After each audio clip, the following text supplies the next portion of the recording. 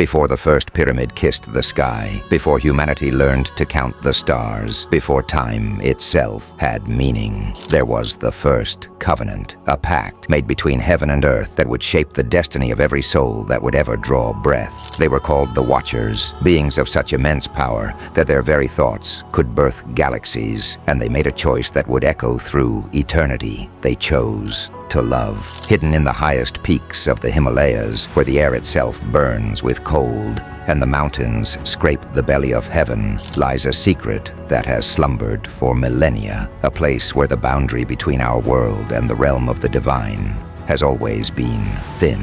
The cosmos holds infinite secrets. Welcome to Mystic Horizons. Subscribe for the truth beyond the stars. Dr. Sarah Chen, a linguistic archaeologist, wasn't looking for proof of angels. She was following a map found in the private collection of a deceased Tibetan monk, a map that led her to something that shouldn't exist. She wrote in her journal, "The carvings, they're not just art. They're telling a story of beings who descended from the stars and bred with human women. The offspring were called Nephilim. But these weren't just stone carvings. They were memories, crystallized moments in time, preserved by technology that shouldn't have existed 10,000 years ago.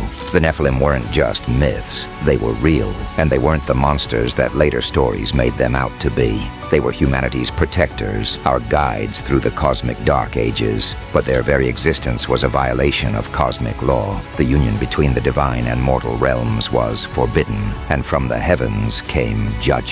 The Great Flood wasn't just a natural disaster. It was a cosmic reset. The Watchers were imprisoned, their hybrid offspring hunted to extinction. Or so it was believed. But the Nephilim found a way to cheat death. They encoded their consciousness into the very stones of the earth, waiting for the day when humanity would be ready to receive their gift once more. Dr. Chen had found more than ancient carvings. She had found a resurrection chamber, and she was about to make a choice that would change the fate of every living soul on earth. The crystal wasn't just a recording device. It was a key to unlock the genetic memories hidden in human DNA, the memories of our true heritage. We are not just human. We never were. We are the children of angels and mortals, carrying within us the potential for both divine glory and cosmic destruction. The awakening has begun. The genetic locks are opening, and for the first time in 10,000 years, the Nephilim bloodline is stirring. But awakening the Nephilim bloodline meant awakening something else, something that has been waiting in the shadows, feeding on human suffering for millennia. The fallen have been bound by the same cosmic laws that imprisoned the Watchers, but now the seals are breaking, and they have an army of their own children to command.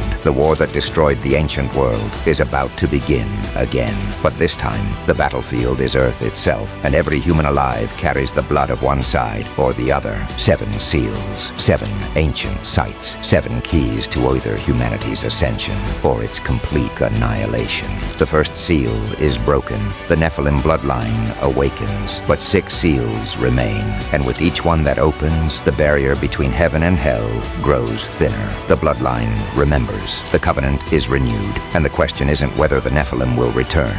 The question is, which side of the bloodline flows through your veins? The cosmic awakening has begun, and you've witnessed the first revelation.